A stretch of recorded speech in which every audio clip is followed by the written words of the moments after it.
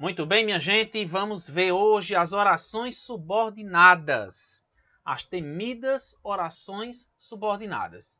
Lógico, a gente não vai fazer aqui aquela análise isolada de conteúdos, mostrando tabelas, os tipos de orações subordinadas, não. O nosso foco aqui é compreender o que é esse tipo de oração.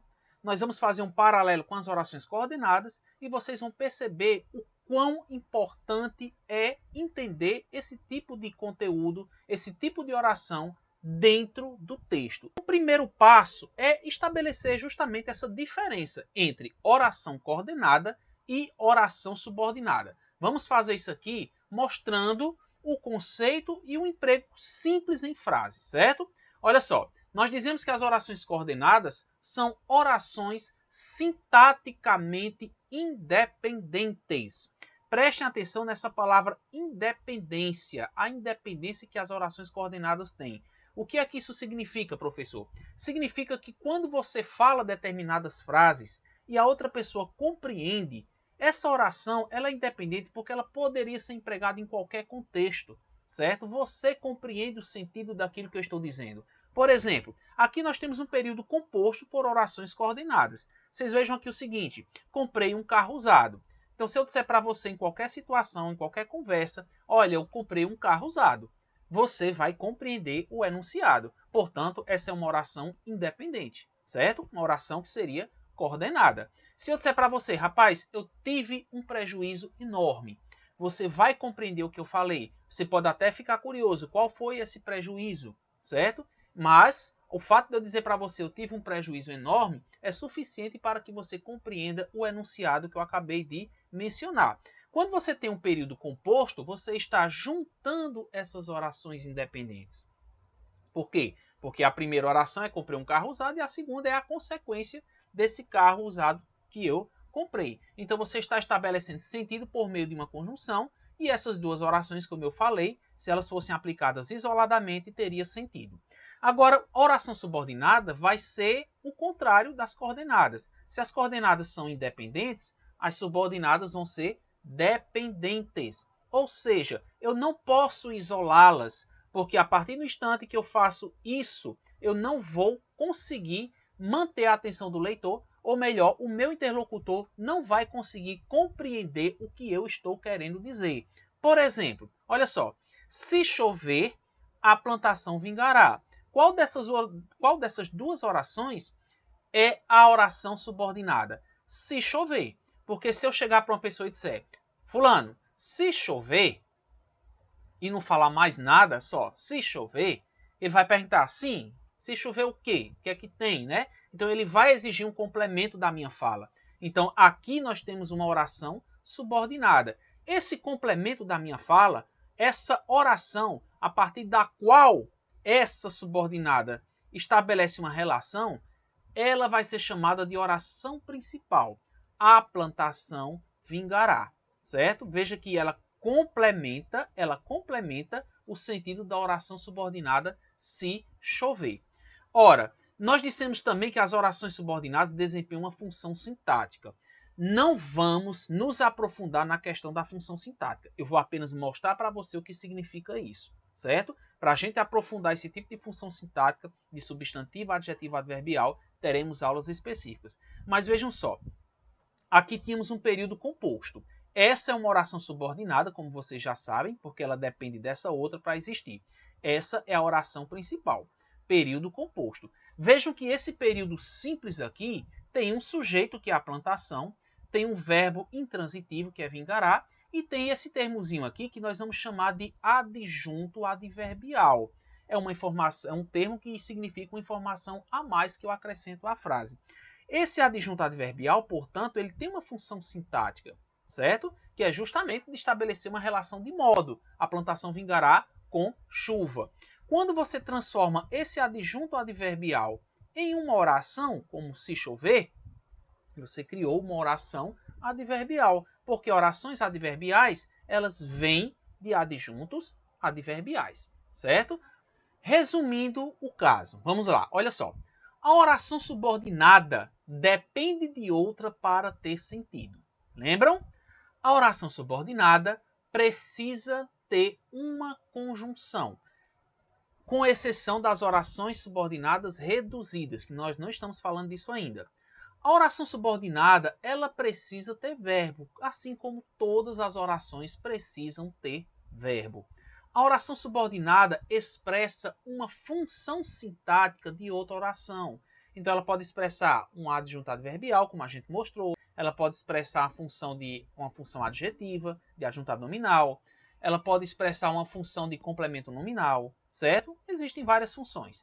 A oração subordinada pode ser substantiva, adjetiva e adverbial. Esses dois últimos tópicos não fazem parte da aula de hoje, ok? Foram apenas mencionados.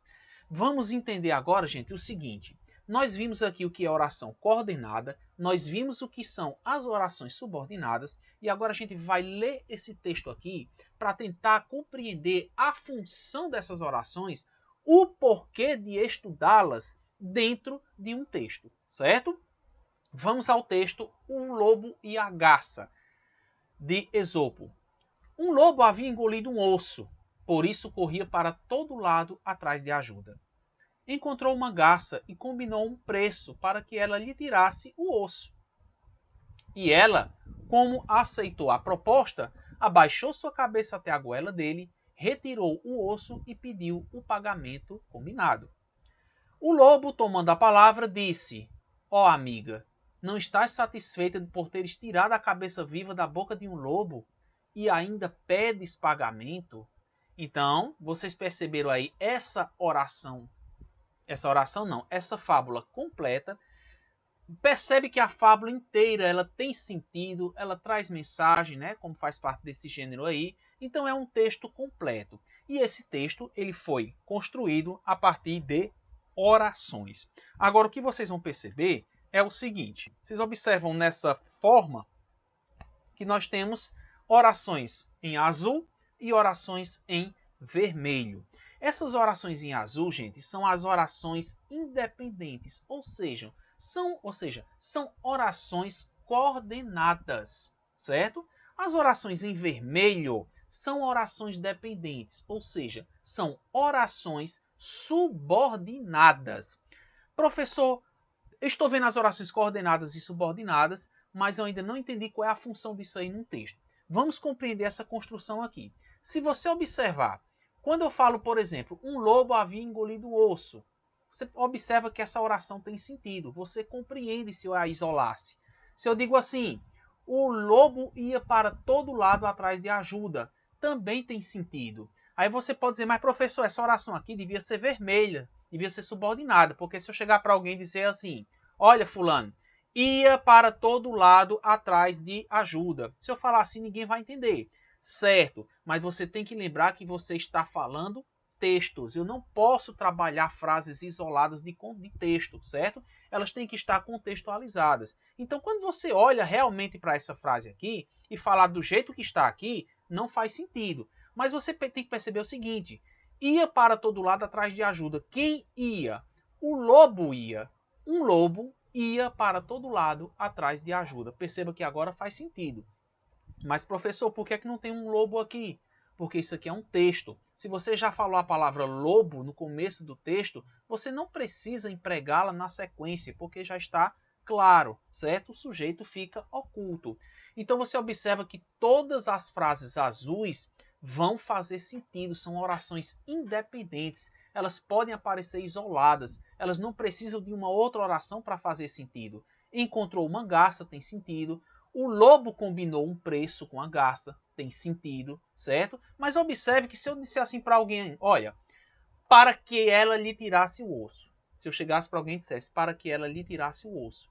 Essa oração vermelha, ela é dependente, ela é subordinada. Ela só faz sentido se eu tiver uma oração ao seu lado que justifique o emprego dessa aqui, para que ela lhe tirasse o osso. E qual é a oração que justifica esse emprego? Combinou um preço. O lobo combinou um preço com a garça para que ela lhe tirasse o osso. Então você observa que para que ela lhe tirasse o osso, agora fez sentido porque eu trouxe essa oração ao lado dela, certo? Portanto, a oração subordinada precisa de uma outra oração para que ela tenha a razão de existir. Vocês observam, ó, como aceitou a proposta, se eu falasse apenas isso, como aceitou a proposta, ou como como a Garça aceitou a proposta, se eu dissesse apenas assim, você não entenderia nada. Mas, como a Garça aceitou a proposta, abaixou sua cabeça até a goela dele. Veja que agora faz sentido eu falar como aceitou a proposta. Então, todas essas orações que estão em azul são orações independentes, são orações coordenadas. Todas as que estão em vermelho no texto são orações dependentes, ou seja, são orações subordinadas. As orações subordinadas, elas precisam estar ao lado de uma outra oração, que a gente chama de oração principal, para fazer sentido. Professor, então, essa frasezinha, abaixou sua cabeça até a goela dele, é uma oração coordenada ou é uma oração principal? Vocês vão observar o seguinte: as orações principais estão ligadas às orações subordinadas, mas não significa que sempre uma oração principal vai ter sentido completo, certo? Por isso que quando você observa essa oraçãozinha azul ao lado de uma vermelha, você vai chamá-la de oração principal. Mas se você observar uma oração azul ao lado de outra oração azul, você vai dizer que são duas orações coordenadas. Ficou claro isso aí? Uma oração coordenada aparece ao lado de outra oração coordenada. Uma oração que, mesmo que tenha sentido completo, se estiver ao lado de uma subordinada, ela vai ser chamada de oração principal, certo? E essas palavrinhas aqui são as conjunções, né, que ligam as orações coordenadas, o por isso, o i, né? O i novamente aqui, o então, aqui nós temos apenas um vocativo e aqui mais uma conjunção.